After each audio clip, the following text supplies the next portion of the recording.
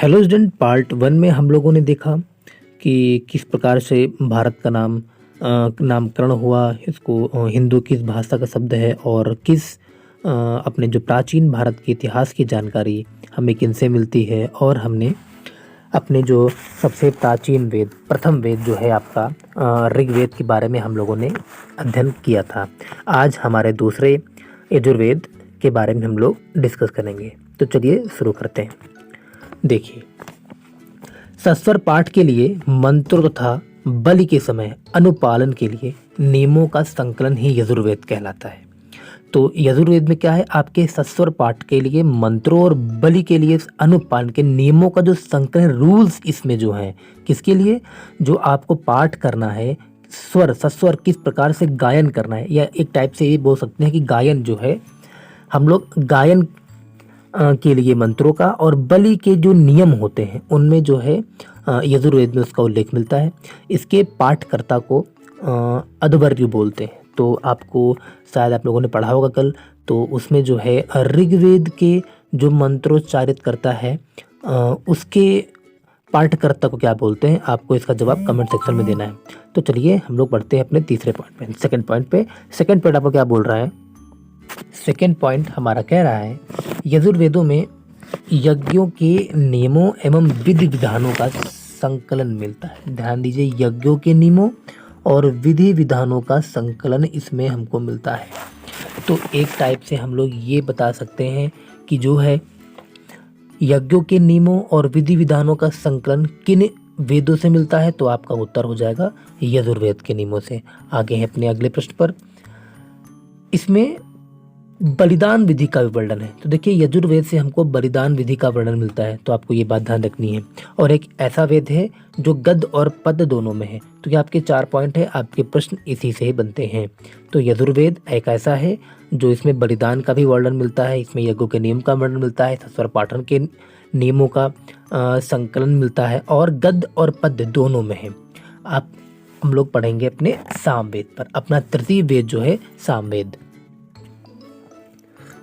साम का शाब्दिक अर्थ है गान। देखिए, गान, साम का शाब्दिक अर्थ गान है। इस वेद में मुख्यतः यज्ञों के अवसर पर गाए जाने वाले ऋचाएं या मंत्रों का उल्लेख है। तो यज्ञों के समय जो मंत्र उल्लेखित किए जाते हैं तो उसको जो है साम वेद में वर्णित किया गया है, और इसमें पाठकर्ता को उद्रात बोलते हैं। तो देखिए, हम लोगों ने अभी तो 3 चीजें डिस्कस की हुई है। पहली चीज देखिए, पहली चीज हम लोगों ने क्या डिस्कस की हुई है कि जो है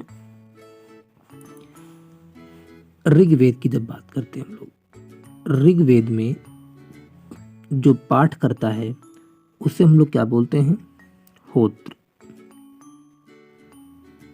होत्र बोलते हैं। और उसके बाद और जो है आपके जब यजुर्वेद की बात आती है, तो यजुर्वेद की जब बात आएगी आपको, तो उसमें होता है उसका पाठ करने वाला अध्वर्यु, ये होता है। अब उसके बाद बात करेंगे हम लोग नेक्स्ट पे, तीसरा, जब सामवेद की बात आएगी तो सामवेद में कौन होगा, उद्रात होगा। तो इसके संकल्प जो है ऋग्वेदों के आधार पर होता है। ठीक है, अब उसके बाद करते हैं, इसमें भारतीय संगीत का जनक भी कहा जाता है। तो आपका प्रश्न आता है किस वजह से हमें भारतीय संगीत की जानकारी मिलती है, तो आपका उत्तर हो जाएगा आपका सामवेद। तो अब इसके बाद देखिए नोट में क्या बोल रहा है, नोट में आपको बोल रहा है कि यजुर्वेद सामवेद किसी भी विशिष्ट ऐतिहासिक घटना का वर्णन नहीं मिलता है। तो आप लोग साफ साफ समझ जाए कि यजुर्वेद में क्या है। यजुर्वेद में सिंपल सी चीज़ें हैं कि जो है बलि के नियम आपके बताए गए हैं। ठीक है, आपको ये कोई करना है तो उसके रूल्स आपको बताए गए हैं, और जो गद्य और पद्य आपके दोनों में देखने को मिलता है, तो वो आपका यजुर्वेद में है। पर सामवेद में आपकी बात करती है तो इसका मतलब गायन से है। गायन से मतलब कि मंत्रों का उच्चारण किस प्रकार से करना है, और उसके पाठकर्ता को उद्रात कहते हैं, और इसे भारतीय संस्कृत का जनक भी कहते हैं। तो हमारा अगला जो आपका वेद है अथर्ववेद। अथर्ववेद में देखिए क्या होता है, अथर्वा ऋषि द्वारा रचित इस वेद में कुल 731 मंत्र हैं और लगभग 6000 पद्य हैं। तो आपको ये बात ध्यान रखना है कि चौथा और अंतिम जो आपका वेद होगा अथर्ववेद, ये अथर्वा ऋषि ने इसको रचना की थी इसकी, और इसमें 731 मंत्र हैं और लगभग 6000 पद्य हैं।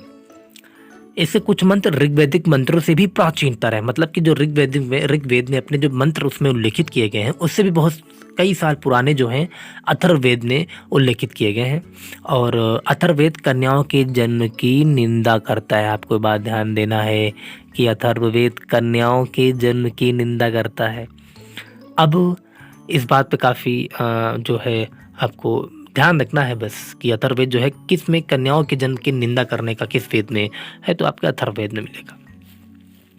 उसके बाद देखिए आगे पुराण। तो पुराण जो है आपके, ये प्रश्न आपको याद रखना है कि विष्णु पुराण जो होता है ये किस वंश से संबंधित है, तो आपको मौर्य वंश से संबंधित करना है। मत्स्य पुराण आपको आंध्र सातवाहन वंश से। उसके बाद वायु पुराण आपका गुप्त वंश से। तो आपको इस प्रकार से जो है याद रखना है। उसके बाद बात करते हैं हम सेकंड पॉइंट। सेकंड पॉइंट है ऐतिहासिक दृष्टि से अथर्ववेद का महत्व इस बात में है कि इसमें सामान्य मनुष्यों के विचारों और अंधविश्वासों का वर्णन मिलता है। देखिए ये चौथा और सबसे अंतिम जो आपका है वो है अथर्ववेद। और इसमें क्या है, हमें सिर्फ अंधविश्वास देखने को मिलता है, टोटके वगैरह ये जो मिलती नहीं है। तो ये सब चीज़ों का उल्लेख इसमें काफ़ी दिया गया है। तो देखिए क्या लिखा है, पृथ्वी सूक्त अथर्ववेद का प्रतिनिधित्व सूक्त माना जाता है। इसमें मानव जीवन के सभी पक्षों, जैसे गृह निर्माण करना हो, जैसे वास्तु दोष वगैरह वगैरह आप लोग बोलते हैं, कृषि की उन्नति बोलता है, व्यापारिक मार्गों की खोज, रोग निवारण है, समन्वय है, विवाह है, प्रणयपीत है, राजभक्ति है, चुनाव है राजा का, बहुत से वनस्पतियों एवं औषधियों, शाप, वशीकरण, प्रायश्चित, मातृभूमि महात्म्य आदि का वर्णन दिया गया है। कुछ मंत्रों में जादू टोने का भी वर्णन है। तो आपका ये प्रश्न है कि किस मंत्र में जादू और टोने का जो है वर्णन मिलता है। ठीक है, वशीकरण का मिलता है, औषधियों का, शाप का, इन सब का उल्लेख मिलता है आपके अथर्ववेद में। तो अथर्ववेद में परीक्षित को कुरुओं का राजा कहा गया। जो परीक्षित है, परीक्षित जो राजा थे कुरुओं का राजा बोला गया है। और कुरु देश की समृद्धि का अच्छा चित्रण मिलता है। तो कुरु देश की जो बात करेंगे अभी हम लोग आगे चलकर, तो उसमें जो है उसमें समृद्धि उसके बारे में बताया गया है कि काफ़ी अच्छा कुछ था। तो कुरु देश के बारे में भी उसमें कुछ जानकारी मिलती है। इसमें सभा एवं समित को प्रजापति की दो पुत्र कहा है। तो सभा और समित को प्रजापति की दो पुत्रियों के रूप में बोला गया है। उसके बाद बात करें, देखिए अभी सबसे प्राचीन वेद आपका ऋग्वेद होगा और उससे बाद में जो है यजुर्वेद। क्रम से देखा जाए तो यजुर्वेद और उसके बाद जो है सामवेद, फिर आपका अथर्ववेद आएगा। वेदों को भली बात समझने के लिए 6 वेदांगों की रचना होगी। तो आपको ध्यान देना है कि 6 वेदांग रचे गए हैं ताकि हम लोग वेदों को अच्छे समझ सकें।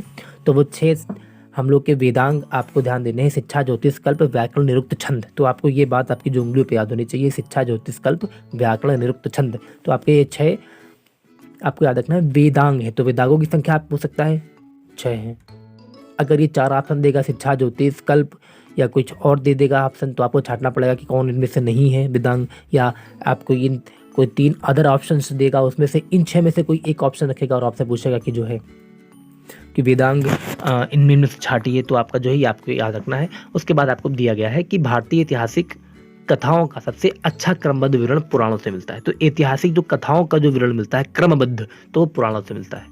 इसका रचयिता कौन है आपको याद रखना है। पुराणों का रचयिता जो है लोमहर्ष और उसके पुत्र उग्रश्रवा माने जाते हैं। पुराणों की संख्या आपकी है 18 और जिसमें केवल 5 जो है आपके देखो मत्स्य हो गया, वायु हो गया, विष्णु, ब्राह्मण और देखो मत्स्य नंबर 1 पर आ रहे हैं। तो आपको ये बात ध्यान रखनी है, जैसे प्राचीन पुराण आपका मत्स्य पुराण होगा, उसके बाद वायु, फिर विष्णु, फिर ब्राह्मण एवं भागवत में ही राजाओं की वंशावली पाई जाती है।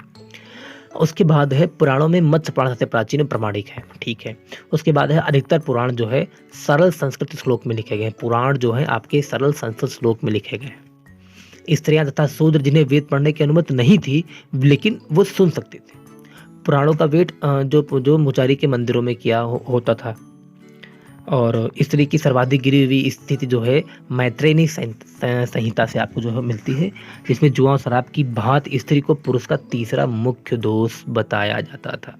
तो आपको ये बात ध्यान रखना है, जो स्त्री थी, स्त्री को जो है जिस प्रकार से जुआ होता है, शराब होता है, इनको बुरा बोला जाता है, तो उसी प्रकार से स्त्री को भी पुरुषों के लिए इतना बुरा हुआ, इतना नीच शब्द आपके लिए उनके स्त्रियों के लिए यूज़ किए जाते थे। उसके बाद आपसे बात करते हैं शतपथ ब्राह्मण में। जो शतपथ ब्राह्मण की जब बात करेंगे ऋग्वेद की, तो उसमें जो है उसके बाद जो उसमें स्त्री को पुरुष की अर्धांगिनी बोला गया है। तो आपको ये बात काफ़ी अलग से मिलेगी। जो अथर्ववेद है इससे बाद में जोड़ा गया है और ऋग्वेद में काफ़ी डिफरेंस क्रिएट है। उसके बाद देखते हैं जवालोपनिषद में 4 आश्रमों का उल्लेख मिलता है। 4 आश्रम होते थे गृहस्थ जीवन। तो जैसे कि उनमें 4 आश्रम का उल्लेख किस उपनिषद से मिलता है, तो आपके जवालोपनिषद से मिलता है।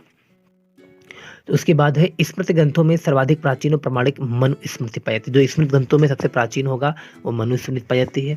ये किस काल का ये मानक ग्रंथ आपका बोला जाएगा तो ये शुंग काल का आपको ध्यान देना है कि मानक ग्रंथ बोला जाएगा। नारद स्मृति गुप्त युग के विषय में जानकारी प्रदान करता है। उसके बाद हम लोग बात करते हैं जातक में। बुद्ध जो जातक होती है उसमें बुद्ध की पूर्व जन्म की कहानी वर्णित है। तो जैसे हम लोग बोलते हैं जातक कथाएं, तो जातक कथाएं क्या होती है? बुद्ध की पूर्व जन्म की कहानी होती है। हीनयान प्रमुख ग्रंथ, हीनयान का प्रमुख ग्रंथ कथा वस्तु है। देखिए बुद्ध और बौद्ध धर्म दो भागों में, हीनयान महायान। तो हीनयान जो थे कथा वस्तु, उनका प्रमुख जो था आपको याद रखना है ग्रंथ कथा वस्तु होगा, जिसमें महात्मा बुद्ध का जीवन चरित्र अनेक कथानकों के साथ वर्णित, बहुत सारी कहानी और उनके बारे में काफी जानकारियां मिलती हैं। जैन साहित्य को क्या कहा जाता है? तो जैन साहित्य को हम लोग आगम बोलते हैं, या ये प्रकार से प्रश्न पूछते हैं कि आगम किसे कहते हैं, तो जैन साहित्य को बोलते हैं। जैन धर्म का प्रारंभिक इतिहास कल्प सूत्र से मिलता है, आपको ध्यान देना है। जैन ग्रंथ भगवती सूत्र में महावीर के जीवन कृत्यों का अन्य समाकरण के साथ उनके संबंधों का वर्णन मिलता है। तो जैन धर्म में जो अगर आपका पूछा जाए कि महावीर के जीवन कृत्यों का उल्लेख किस ग्रंथ में मिलता है, तो आपको देखना है भगवती सूत्र। और जब बौद्ध ग्रंथों में जो हीनयान का प्रमुख ग्रंथ है उसमें कथा वस्तु एक जो ग्रंथ है उसमें बुद्ध जी का जीवन चरित्र मिलता है। तो इस प्रकार से जो है हम लोगों ने आज का ये पार्ट खत्म किया है, और उसके बाद हम लोग तीसरे पार्ट में नेक्स्ट वीडियो में हम लोग आगे चर्चा करेंगे। तब तक के लिए धन्यवाद।